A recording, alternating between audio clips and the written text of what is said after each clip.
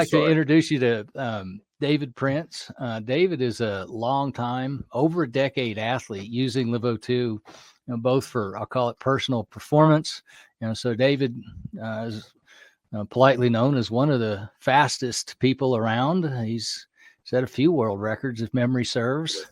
Yes, And sir. so you want to give us just a 2-minute introduction to your athletic history, please, David? Sure, no problem. Yeah, I have been a professional athlete for the better part of nearing 17 years. I got involved in Paralympic track and field after I lost a leg in a motorcycle accident at 18 years old, and started running in triathlons and Paralympic track and field meets. About 2009 was when I made my first U.S. team in the high jump, and subsequently thereafter started training for the 400 and found some success in the 400, breaking the world record at the 2012 Paralympic Games by about 0.4 of a second, and then breaking my own world record in 2013 by almost 0.8 of a second, becoming the first single below the knee amputee to run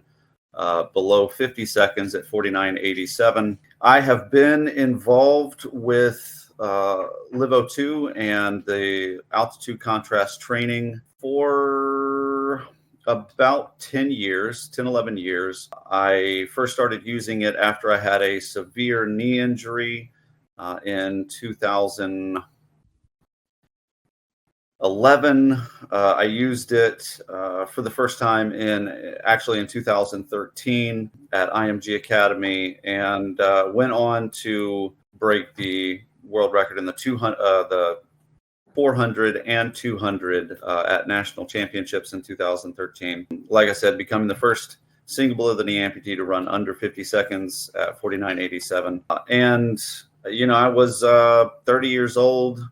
Had a lot of energy, and basically over the last 10 years of training and competing and being on the world championship teams and the Paralympic teams and the national teams and so on and so forth, I've utilized LiveO2 throughout that extensive period of time. And really the biggest thing that it's helped with is me being able to kind of stretch out my body's ability to recover from strenuous efforts. If you look at the life cycle of a typical sprinters, typical athlete that is a track and field sprinter, they generally top out at about 30, 35 years old, give or take. I am now 40. And I'm looking at making my third Paralympic Games in the 200 meter events. And if I can sum it all up, I wouldn't be here without the LiveO2 contrast. I would not be able to keep up with my training protocols and all of my training cycles. So it is a big reason why I'm still doing what I'm doing. Well, there's two different ways to look at aging. One would be slowing down the rate at which you're falling behind, and then I think the other question is relative to the efficiency or the results you get out of your training. If you were just to describe your performance compared to what it was when you were 35, which is when most of the sprinters tend to, I'll call it, fail or exit the scenario. Are you able to get stronger now, as in gain capacity beyond what you've had before, or are you keeping on, or how's your overall velocity and strength happening now that you're 40, which would be 5 years beyond the normal prime for most athletes in your situation? Right. I would say, as far as power is concerned, I'm able to maintain the same outputs as I was when I was 30, 35. The only difference between then and now is aging. When you're aging, your body takes longer to recover. It basically takes longer to rebuild all those ripped and torn muscle fibers. And so that's the challenging aspect, is keeping up with being able to train at the same frequency because your body has a harder time to recover. And the difficulty in that whole process is if you're not able to maintain a certain training volume, let's take a 7-day training volume. You're not able to maintain a full 7-day training volume typical, but you can handle 6 over the course of a season. You've got 23, 24 weeks, give or take, of training. That's 24 to 26 days of training that you aren't able to get as you're getting older. And of course, those numbers, I mean, that's just kind of a wide variance of what you can handle. But overall, as I've gotten older, I'm just not physically able to maintain that training volume because of how long it takes my body to recover. The benefit of getting older and having had all of that training volume is I don't necessarily need the volume. I just have to regroup neuromuscular connections in order to basically keep a certain metric of kind of measurement, basically measuring how my training is progressing. So at the beginning of a training cycle, you're using metrics to judge, where you are in your cardiovascular fitness, where you are in your speed fitness, your reaction times, and so on and so forth. So all of that kind of compounds into more complexity when you're getting older, because it's kind of, you have to stretch things thin. But since you've already kind of laid the foundation and groundwork, it's I tell you what, I understand. So yeah, you got a performance capacity, that you'll be able to differentiate. So let's for the audience. So again, I'm thinking about we're all athletes, we're all getting older. And if we're not getting older, we got a bigger problem. So, but if you could give me sort of like your recovery velocity. So let's go back more than a decade before we started, you started working with LiveO2. So say you're 29 and on a scale of 1 to 10, let's set that as a 10 because you're 28, 29 years old, your body's peak, you're young, you're recovering fast. Okay. So let's let that be a speed of 10 recovery velocity. Yeah. Oh, bless you. Then so now if that was a speed of 10, let's advance the clock 1 year to you're just now 30, a year later. Okay. And you met LiveO2 and you started using LiveO2 as a recovery tool. So first comparison is given you're 28, 29. Okay. Now you met LiveO2. How is your recovery velocity when you were 30, just after you started using LiveO2 compared to what was before? All right. So to quantify that, let's talk about where I was at 28. And so if I'm at 100% form, I'm recovering as fast as I will potentially ever be recovering. At 30, when I was introduced to LiveO2, I could put that at like a 22 to 25% increase at 30 of my ability to feel more recovered and handle more training volume. So at 29, 30, I was managing 125% more training volume than when I was 28, 29, essentially. And I think that's one of the main reasons why I was able to go from running a 50.61 in the 400 to a 49.87 and a 49.33 was because I was able to maintain a higher training volume at an older age than I could have at 27.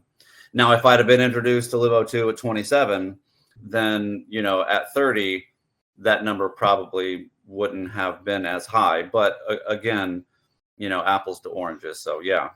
Well, okay, but for somebody who's watching this, thinking about the managing or maximizing their performance as they get older, so you got, let's call it a out of the gate boost of recovery velocity of roughly 25%.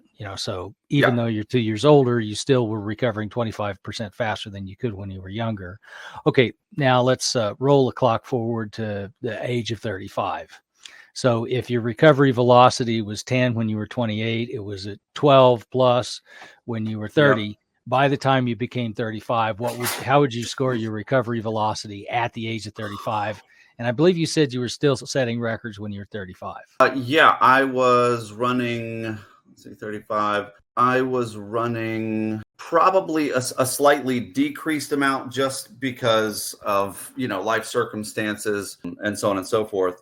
But in regards to my body's ability to recover 35, 36, I was still 30%, maybe 35% over where I would have been without LiveO2. Just for the simple fact that when you're hitting that the peak of your body's performance, any additive to your training gives you like an automatic couple of points.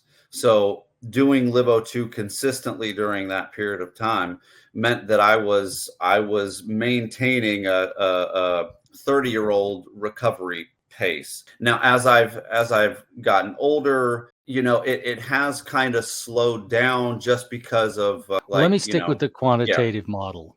Okay, so the 35 was sort of a subjective recovery velocity statement. Now let's ask the same question as of now when you're 40. So we got 3 time points: pre-LiveO2, 30, 35, and 40. So what is your recovery velocity now compared to, let's say, your the other numbers? So like when you were 28 before you met LiveO2, 30, 35. So how is that recovery capability or ability changed, from when you began to now? Well, it's definitely increased. Like I'm still able to recover faster than I would without it. But with growing older, your bones are getting weaker.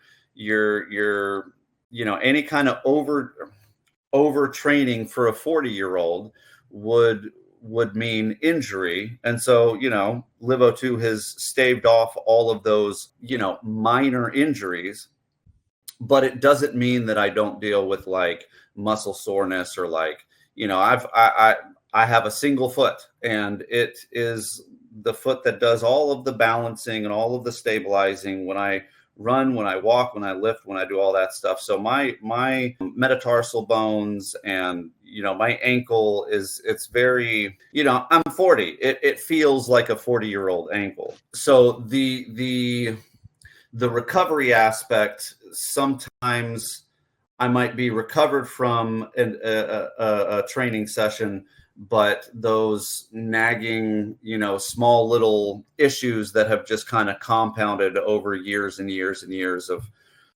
hundreds and hundreds of miles of training, there's not much you can do about that other than, recovery therapies, ice, all of that stuff. Time off, rest is pretty important, which, kind of factors into how human beings are able to recover from injury specifically. But yeah, 40 has been, in all honesty, I don't feel 40. I don't look 40. I mean, I've still got, an 8-pack. I'm my BMI is still, under 6%. I'm told all the time that I don't look 40. I'm in great shape. And that happens when I'm consistent on the LiveO2. It's the craziest thing, Mark. I can go 3, 4, 5, 6 months without LiveO2. My BMI will pop up. I'm not paying attention to my diet. I'm not training regularly. This is the off season, or when it's the off season. I'm enjoying myself. I'm spending time at the pool. I'm hanging out, trying to recover from, 6, 7, 8 months of strenuous training. But conditioning, over the course of a month and a half, 6, 7, 8 weeks, I can go from a double-digit BMI to a single-digit BMI pretty easy. And I don't think that's just genetics or, your metabolism. It's your process of preparing your body for strenuous activities like running 25 miles an hour, 26 miles an hour. Right.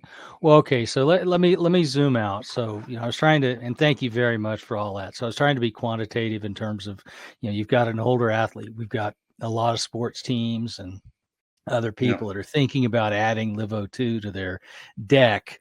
Okay. But, coming at it from an aging athlete's point of view, not to say you're aging, not quite as much as I am. No, I get it. The point is maintaining your performance, maintaining your recoverability and your ability to enjoy and participate in the sport is very meaningful. And if you're a professional, you get paid for doing it, then the ability to do it for those extra years, especially on the backside, makes a big difference in your revenue potential. Absolutely. Okay, so let me go to another, I'll call it quantitative position. If you had to kind of visualize what your running career would have been like without LiveO2, how much has LiveO2 extended what you think your athletic career would have been had you not had LiveO2? Absolutely. So I can quantitatively tell you that my career would have ended in 2014. I had a repeat injury in my foot it's always bothered me. So I am 100% positive my career would have stopped in 2014 and not progressed any further. But because I was patient with recovery, was training in the LiveO2, was doing other modalities as far as physical therapy and whatnot. I can safely say that I wouldn't be 40 years old still running 22-second 200-meter sprints, 11-second 100-meter sprints, because my body just wouldn't be able to handle a 3 or 4 day per week training schedule at the kind of intensities that you need to have in order to be running at those speeds, developing that muscular structure. And all of it hinges on my body's ability to flush out all of the stuff and bring in all of the new stuff, so that everything can recover. And I have noticed that if I'm not very stringent on my diet and making sure that I have the proper amino acids and protein intakes and carbohydrate intakes, then recovery is a little bit slower, even with the LiveO2. So there's multiple facets to making sure that everything works cohesively to maintain a certain level of recovery. And when you add LiveO2, it's like I can't think off the top of my head what a good analogy is. Let me give you an example, or let's do a test. So let's assume for a moment that your job is to be my human lie detector. All right. Okay, so you're standing beside me, and your job is, if I tell an athlete something about what LiveO2 is going to do for their career, and if I tell them something that's not true, you're supposed to smack me in the back of the head. Right. Okay, so based on your experience, if I'm standing in front of let's call it a athlete that's, let's call him in his or her mid of their career, and I look them in the eye and say, yeah, if you start using LiveO2 now, LiveO2 will probably double the amount of time you're able to perform professionally in your career. Would that be true or false? Double overall, absolutely. Okay, so if they got normally in their sport, the median, I'll call it participatory time is 5 years. Okay, so if they're in a sport where the service time of a professional athlete is 5 years, for me to look them in the eye and say, yeah, you'll probably get 10 years. I would probably say that's minimum. Like that would be a very safe thing to say as like a bare minimum. Like it's you could go farther. Like, I mean, you could say, hey, you potentially could double. I wouldn't say triple, right? Like if they were 5 years into it and like, hey, you'll get 10 years, or like, hey, you'll get 15 years instead of just 10, that might be a stretch. But to say double is a very, very minimalist. It's conservative, and I could feel confident about being honest to them. 100%. Okay, let me ask the next question. So there are a lot of sports like professional football and, I'll call it contact sports, where the thing that takes people out of their sport is, the fact they get beat up and they have, I'll call it an accumulation of injuries that just never quite get to heal all the way. Yeah. You've had the same thing. You've had the broken foot and stuff like that. So you're very familiar with the injury equation. Okay. So now the thing that would cause you not to be able to continue to compete is the fact that your injuries don't heal well enough, and you end up with something nagging that ends up being a, called durable compromise to your ability to perform. Okay. So we've kind of done that. And I think the injury recovery thing is encapsulated in the doubling your career. But let's talk about the other thing that really hurts people once they've gone through a professional, or, I'll call it a aggressive physical career, which is when they stop that career, when they finally do stop, okay, then there's a lot of pain, and I'll call it aggregated or cumulative loss of quality of life because of what happened to them or what they did to their bodies during that athletic career. So, let's say, for example, we're looking at David Prince and say, okay, well, you ran competitively for whatever, what is your forward-looking expectation of pain and, quality of life loss as a result of being a sprinter and been through your injuries with LiveO2 versus out? If you can answer, try to give me an answer to that. So so I'll go back to 2014. Without LiveO2, I would have continued dealing with an adductor issue, an abductor issue, because as a running prosthetic user, one side of my hip is always higher because of the prosthetic. I have to compress the blade to get it to return the energy. So my hip is always discombobulated, right? So after years and years and years of that kind of repetitive strain, without LiveO2, I would continue dealing with a constant nagging, achy groined adductor, abductor. I mean, my whole left side would always be bothering me. That's pretty natural for an amputee. It's pretty natural for an amputee sprinter. We always, and I say always because as a single below the knee amputee, our residual limb takes all of our weight 75% of the time. So if you look at it as one leg versus the other, even if we wear a prosthetic, our sound leg is our center of gravity. So our center of gravity is always on our sound limb. It's always shifted towards our sound limb because it's safe, right? We know we can catch ourselves with a prosthetic. You don't know if the prosthetic, is going to, it's not a part of your body.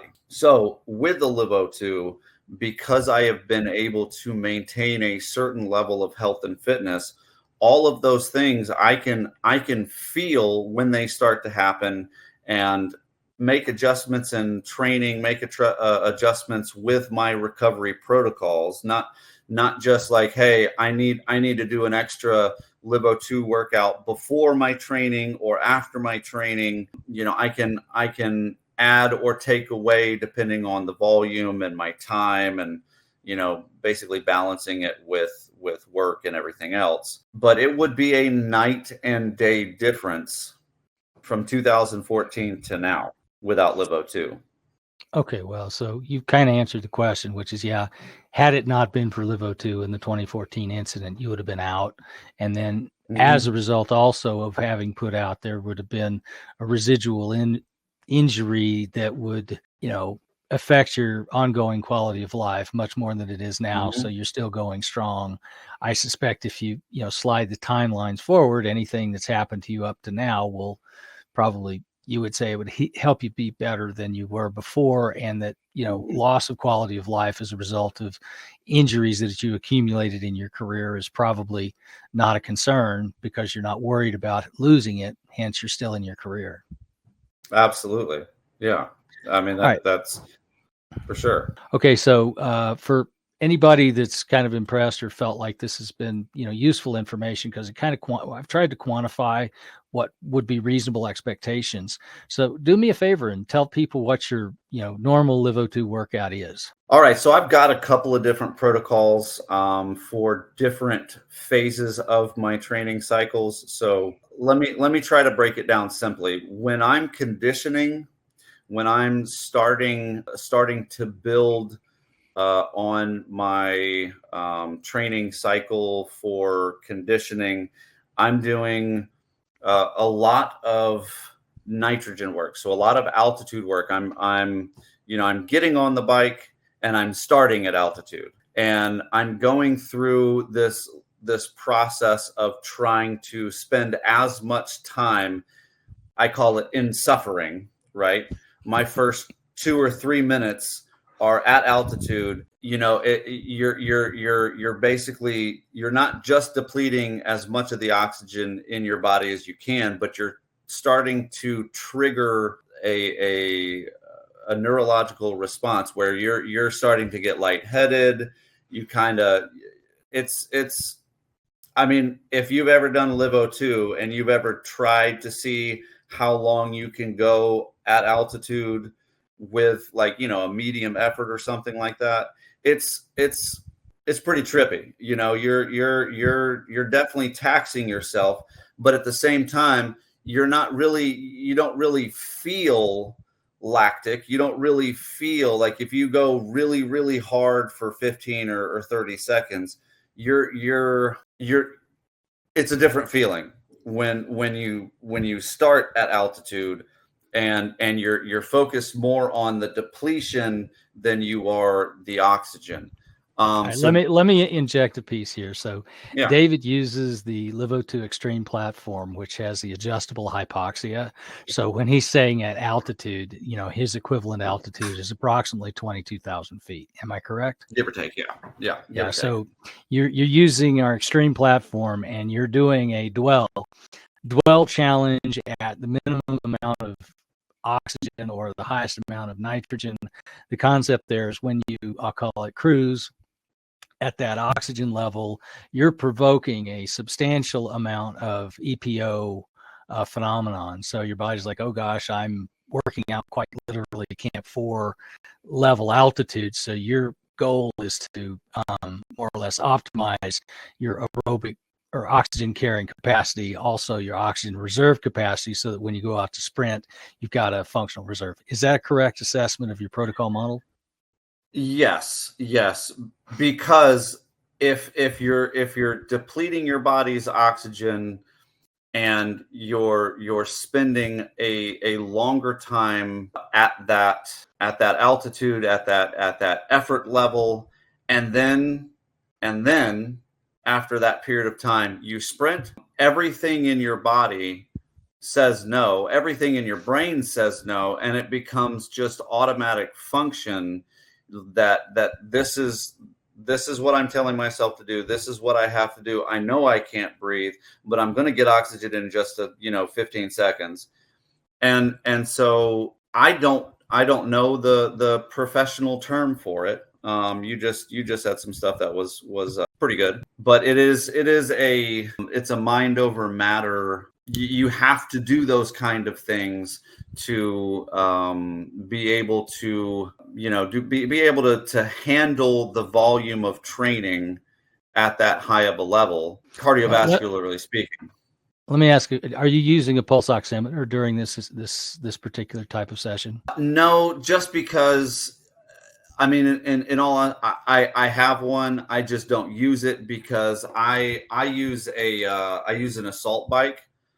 and Yeah. it's really hard to get those things to All stay right. on So your if you're trying to finger while watch, you're. let me go back and I'll offer the audience a number. So, the normal pattern that David would see looking at his pulse oximeter is probably in the ballpark of 50%. So normal pulse oximetry is 96 to 98, 99%. Okay, when he's doing a challenge like this, which is a sustained burn at a hypoxic condition with a, finishing sprint, we have seen the pulse oximetry drop down. I think our record is 38. But in this case, you're probably pushing, somewhere in the 50s would be normal. Okay. And this is beyond the bound of reason for somebody just doing normal training. But for a tier 1 athlete, you can push yourself and play in those. I will train in the 60s, so if I really push it, I'll go to 60s, but I'm 60 odd years old. So, okay, you could be more of a stud than me. That's just fine, David. Thanks.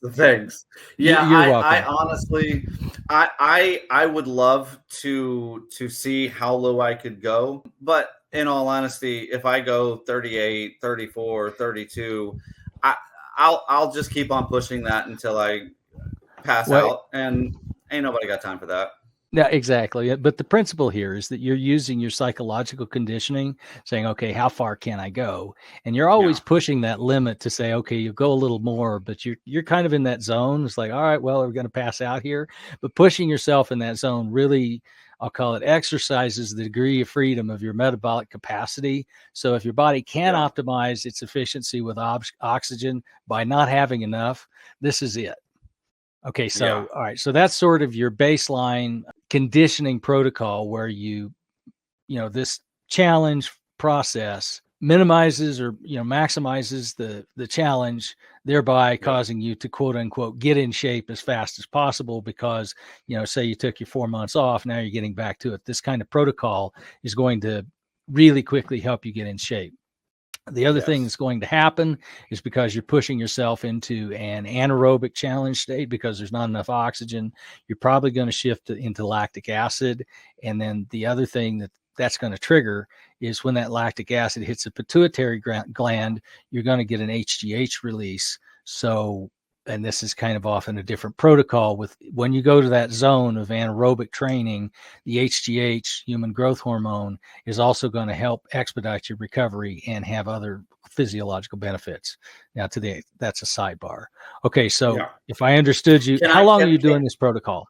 Go ahead. So I'm going to piggyback off of that. Sprinters in general have a higher HGH level. Their growth hormone, sprinting basically encourages growth hormone release. So if you are looking to get in shape, like there's plenty of research out there that says if you want to get in shape and you want to get in shape fast, add sprint work to your workouts, whether it's whether you're just starting. I mean, I do all of my sprint work, all of my warm up in the gym, sprinting, and talk to people who tell me, oh yeah, you're so fast, and it's like, I tell them I'm 40, and they're like, wow, you're really fast for 40, and it's like they don't really know that in order to get in shape, your body has to create certain hormones that help switch and change to these metabolic and anaerobic systems. So like what you were saying, well, let me jump in. I'm just trying to agree with you. Okay, so the principle and the reason why sprint training drives the HGH is because sprinting is basically an anaerobic, meaning you push yourself so hard that the oxygen delivery can't keep up. Okay, so there's an accumulation of lactic acid during the sprint process. Okay, and the creation of that lactic acid when it goes to the pituitary gland causes the pituitary gland to release the human growth hormone, which is the reason why the sprinting has that HGH relationship, which is also, and what you're doing is you're amplifying that sprint HGH boost with the hypoxic challenge. So when you take both of those effects and stack them and, you do your hypoxic and sprinting, you're actually creating more lactic acid faster, which stimulates or amplifies the HGH effect. Is that consistent with your experience? Quite. Yes. Yeah. That makes a whole lot more sense because like I can I noticed that from conditioning to pre-competitive to competitive training, the kind of training I'm doing, like as long as I do my conditioning this way, X way, then I can handle the lactic acid in my pre-competitive training. When I'm running the, the repeat 200s, repeat 150s, like I can handle running them at the specific times I need to because my body is prepared for all of that.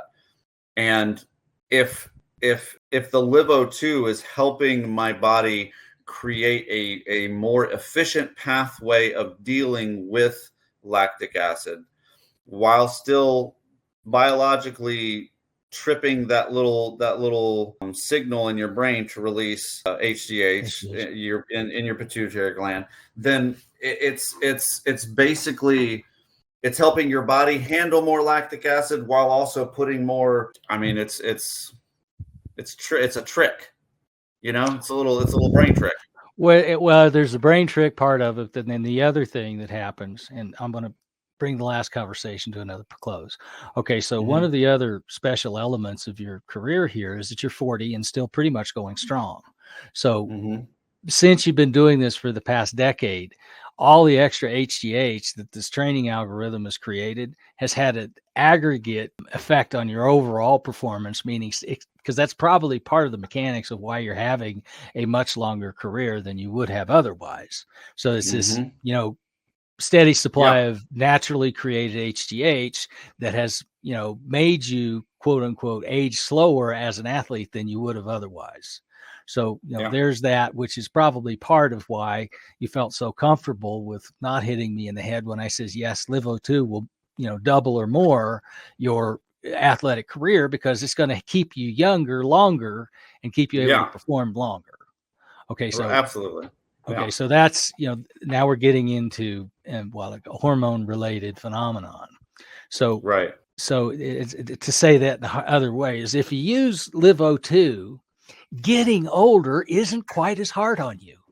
Yeah, 1,000%, because it's you don't feel older. Like I feel almost the exact same way I felt when I was 30. When I was 29, the only difference is I feel after my training those little nagging things that stays me mentally on top of, okay, I need to get a recovery workout, or I need to do an ice bath, or I need to do this, or I need to do that, or I can feel all of those little things that I need to do in order to maintain the overall feeling of, hey, I still feel like I'm 30. Gosh, I try not to act like I'm 30 or younger, but I mean, in a sense, the way you feel, the way your body feels and responds to training, to working out, to doing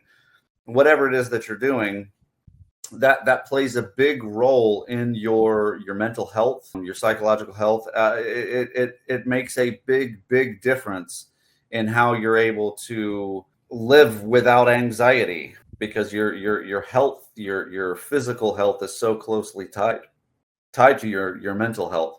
And I think, and this is just my personal opinion, one of the best medicines that doctors don't prescribe is exercise. Like why don't they just say, hey, here's your prescription. You need to go on a half an hour walk 3 times a week. Just start with that. Just go out and walk around your neighborhood for 30 minutes straight for the next 6 weeks. It plays such an important role in your overall mental health. But yeah, it's all feeling, how your body feels.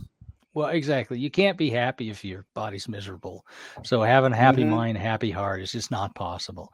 Let me go back. So you said there were a couple of different protocols that you use. So you've got your, I'll call it conditioning. And now that we've sort of done the deeper dive, it's actually an HGH / anti-aging style protocol. So what's your other bread and butter workout strategy? All right. So there are, in my opinion, 6 to 8 different kinds of protocols. So there's always going to be a before workout and an after workout. And when I say there's a before workout protocol and an after workout protocol, there's your recovery protocol and your warm-up protocol. Yeah, you got your warm up, get ready, and then you got your, okay, I finished my workout, so now I want to put my body in position to recover as quickly as possible from what I just did. As quickly as possible. Right. And naturally speaking, for anyone that's doing anything strenuous, you want to be able to recover properly. So if I could break down my conditioning protocol and my pre-competitive and competitive protocol, the only difference is how long I'm going without oxygen.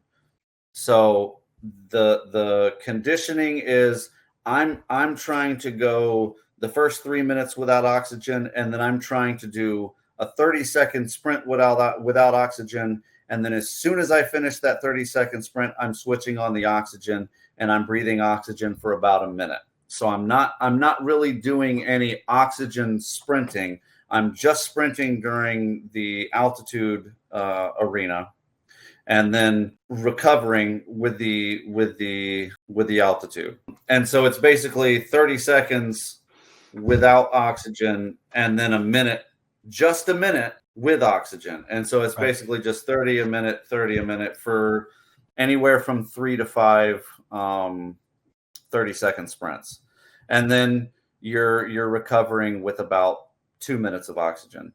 Pre-competitive is more of the you start with oxygen, and then about 45 seconds before your sprint, your first sprint, you're taking the you're going to hypoxic, and then you're doing 15 to 20 seconds of a sprint, and then 15 to 10 seconds with oxygen. So when you're sprinting and you turn the oxygen on, about 3 seconds after your first breath, you feel a rush and a hardening of like your muscles. I guess that's how you can say it. It's what it really is it's the oxygen shooting into your bloodstream and essentially coming all to a stop in your minor capillaries.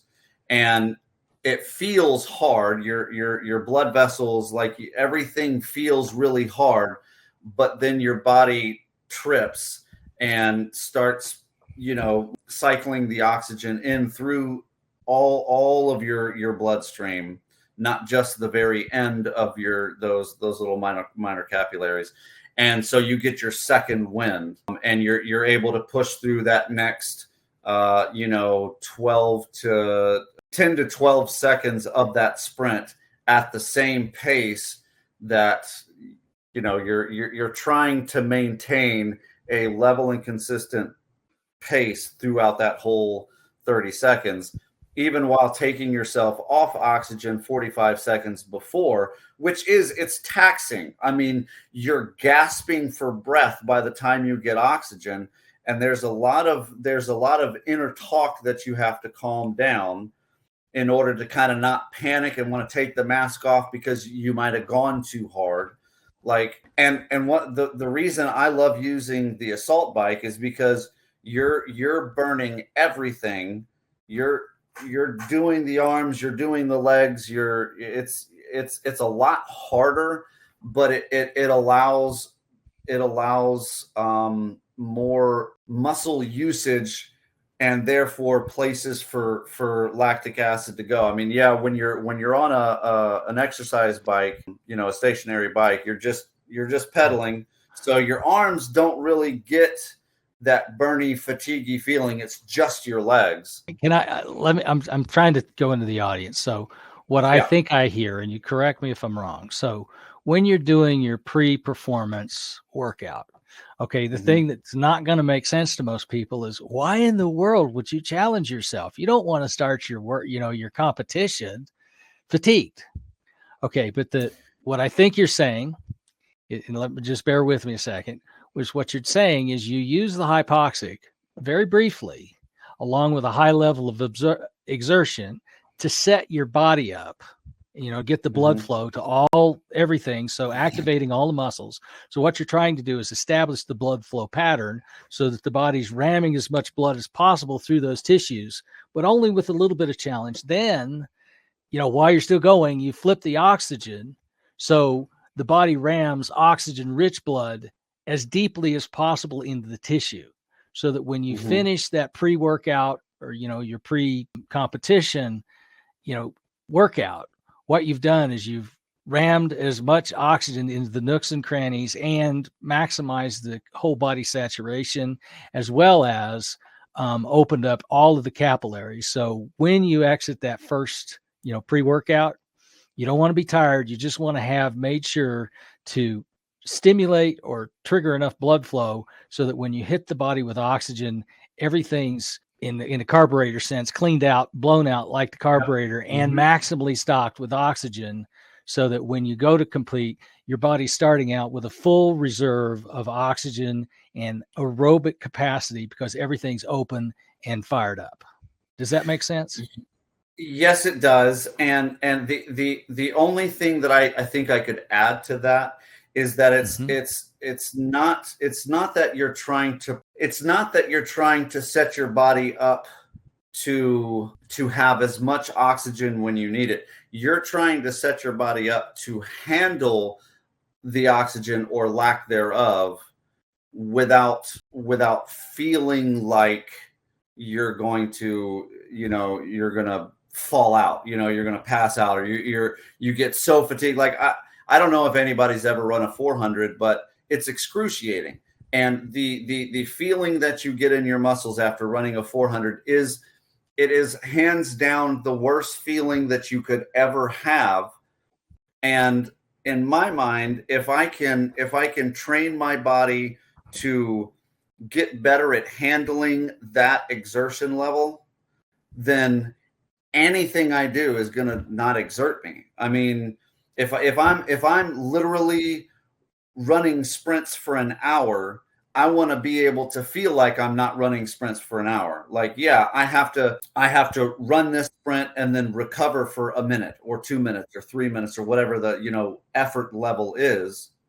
But I want to be able to do that and do it consistently over that workout, that hour-long workout, so that my recovery from that workout basically gives me the best results. So it's not necessarily how do I get my body to have the oxygen. It's how my body can respond to whatever stimulation I give it.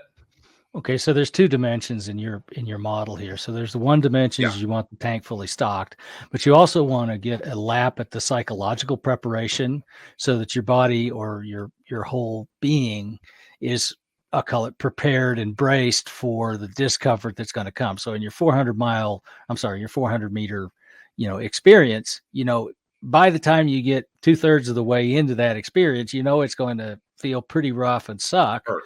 Okay. And hurt. Okay. But if you're already in the mind space of realizing that you've kind of already been there and you're prepared for it by, I'll call it, a sampling at the well a little bit earlier, then in your experience, that helps you keep the gas on longer and harder, through the end of the race. So there's I'll call it a psychological, physiological conditioning that goes along with the psychological, which is I'll call it a taste of what's to come that lets you feel more prepared. Yes. So there's recovery from the exertion, and then there's recovery, like your long-term, like the next 12 hours, the next 24 hours that your body spends recovering from that effort. Right. So, well, okay, we were talking about three different workouts. So you got your conditioning workout, and then you got your pre-performance, where the two aspects of the pre-performance are fill the tank and psychological prep for the race to come. Now let's talk about the backside, which is after you've done your 400, put yourself through complete misery. What's your strategy? What do you do next? What's your last? So as far as like the competitive training cycle, the thing that I do during this 2, 3, 4 month competitive training cycle is it's a warm up at about 7 minutes with, 3 30-second sprints, 15 on, 15 off. And it's starting with oxygen for a minute, starting with oxygen for 2 minutes, and then literally going as hard as I possibly can for 15 seconds without oxygen, and then with oxygen, and then literally trying to slow down for about 90 seconds with oxygen, and doing that 3 times. You hit about 6 or 7 minutes, something like that, depending on how long you want to sit there and suck oxygen. But if you're putting out, I don't know what my wattage is on this assault bike, but my heart rate is peaking at 180-ish, 178, 180, something like that.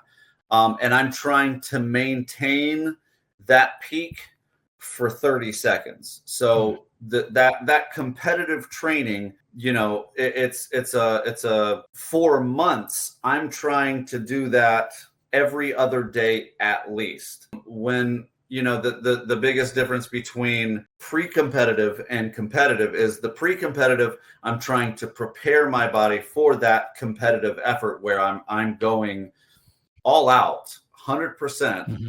And I mean, just like the conditioning, you're conditioning your body to be able to handle, that 80% effort, and you're just kind of building on that over time. So back to what you're saying, the difference is your effort and, the different protocols, but it's recovery.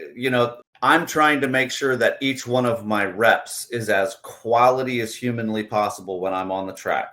When I'm in the gym, when I'm doing snatches or cleans, I'm not doing my max weight the entire workout. I'm doing 60% my max weight because I want to move it as fast as possible, because it's about quality, not quantity. So, there's a lot of different things that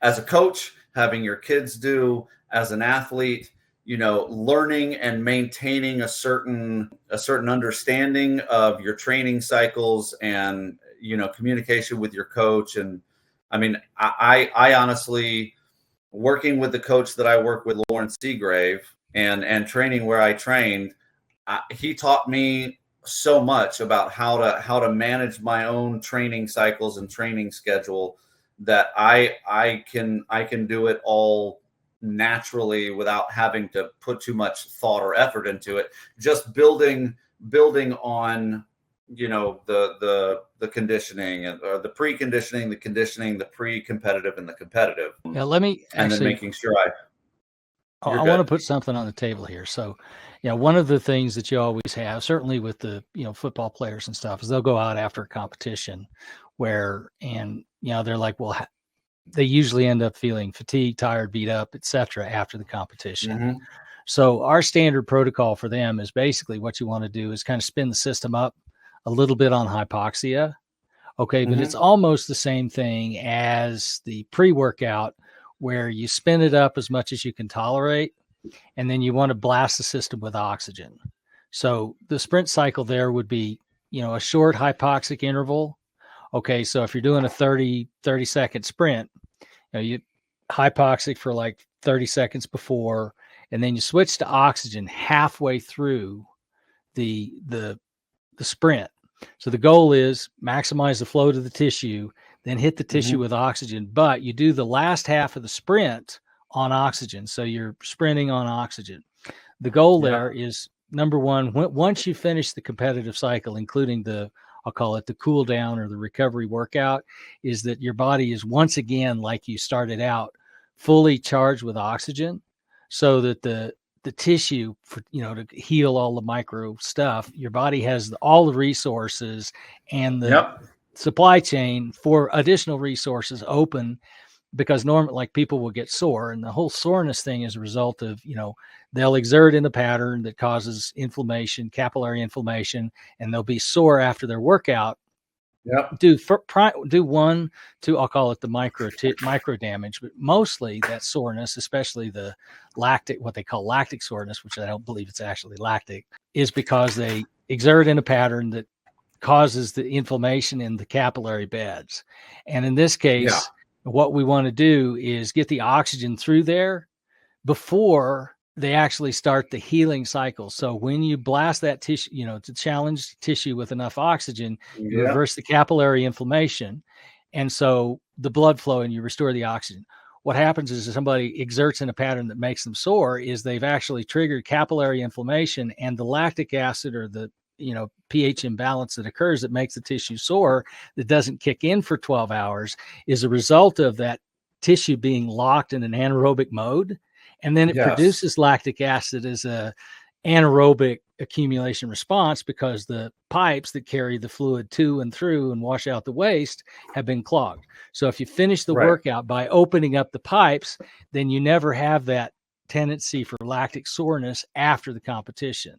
So my guidance to athletes is, after you do your competition, then you do that 5 to 7 minute workout that basically, washes out the crap, opens the pipes and restocks the oxygen. So when you go into your healing recovery cycle overnight, your body's already, jump started the recovery process. Because normally if you don't do that, the first priority is the body has to reverse the inflammation before it can get the materials to the tissue to heal.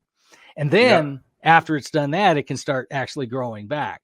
So that's why, for example, if you compare the recovery cycle, which is if you jump started with LiveO2, the recovery cycle goes to half or less of what you're normally used to, just because you use that 7 minutes to do what it would normally take your body a day or so to do. Does that make sense? Yes. No, it does make sense. What I was thinking when you were talking about, I think that in order for people to understand, what is this LiveO2? What does it do? When I'm talking to people about LiveO2, one of the first thing I say is I do this altitude contrast training. It's just a modality of basically intaking oxygen depleted air during an effort and then getting oxygen rich air. And what it's done is it's made my circulatory system more efficient. My all those different systems, your bodily systems, it just makes them more efficient at doing what they need to do in order for your body to work at its prime level. So, when I'm talking to athletes that know what these modalities are, I'm explaining to them that if you can trigger certain biological responses to happen more efficiently, then everything that you do training wise is going to be more efficient. Everything that you do recovery wise is going to be more efficient. And if you maintain that, it snowballs into a prolonged period of your body working more efficiently, being able to break down proteins, being able to absorb different things through all of the cellular walls, being able to just function at a higher level. I mean, if your systems, all of your systems can function at just a couple of, single percentile range, then over a lifetime or over 20, 30 years, then your body is going to be that much better at handling age. That we go to these biohacking conferences, Mark, and people are like, oh yeah, these frequencies. And it's like, okay, but how do those frequencies make all of your systems work better? Like how can you make your body function at its highest level without giving it what it needs? Oxygen. And the coefficient of oxygen is no oxygen, right? So how do you balance all of that? So anyway, talking to athletes about this kind of stuff is really fun because they understand that when I'm like, the reason I get tired from this workout is because I'm not in good shape. Well, what does not being in good shape mean?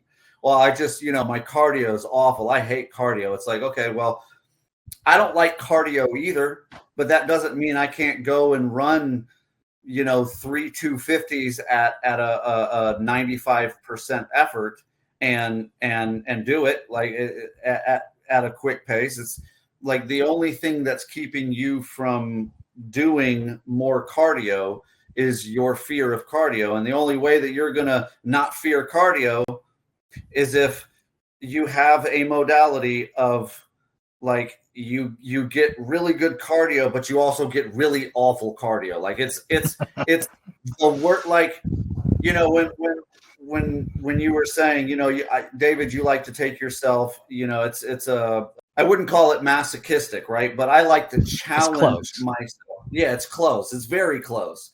But like when you're the kind of person who wants to like really push that level, this, understanding that kind of thing is pretty important. And understanding that like you might not like cardio, but if you hate it so much, you can really drive yourself to have a great cardiovascular system without having to do a whole bunch of effort. You don't have to be a marathon runner. Yeah. Well, I'm going to actually go back to something you said a bit ago about your cardiovascular performance. Okay. And this gets into, I'll call it the anti-aging and, the ability and why sprinters and stuff, they do so much better. It's the whole philosophy of high intensity interval training, which is your lifestyle, quite frankly. Okay. But you hit on something, which is when you maintain the vascular system in near perfect working order, okay, which is what we're talking about in general, then every cell in your body has a proper, necessary, and excellent supply of everything it needs to be healthy. And if it's healthy, it's going to live longer. So if you're, a certain category of cell has a normal lifetime of maybe during a typical lifestyle has a lifespan of 90 days. Okay. Well, if you take really good care of it and that lifespan goes from 90 days to, 50% more, which would be 90, let's call it 140 days. So if it lives half again longer before your body has to replace it, then you're going to end up having, a longer lifespan, meaning the younger cells are lasting longer and the body doesn't need to replace them. So you're not going to whittle away at your telomere length. Right. Okay. So you're going to enjoy a slower aging process because your body quite literally lives longer one cell at a time. And so the quality of life that goes with that life cycle or, with that process is going to remain higher for longer. So, we're talking to, a world-class athlete about how to go fast. Well, but the thing that's buried under here is you've gone faster for much longer than you would have expected to. So your career's longer. But if you take and you apply this, you smear these effects across your entire lifetime, maybe by the time you hit 80, you'll still be out there competing with David Minkoff. Right.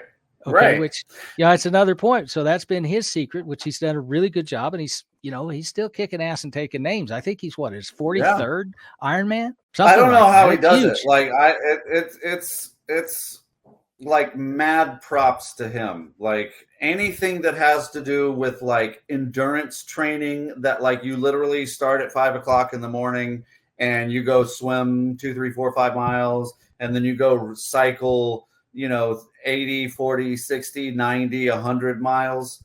And then you go run. Like, man, you have to be a different kind of machine to do that kind of stuff. And I mean, when it comes to where I am in sprinting, I just want to be able to move 75% of my body weight as fast now as I did when I was 30 or 20 or 60.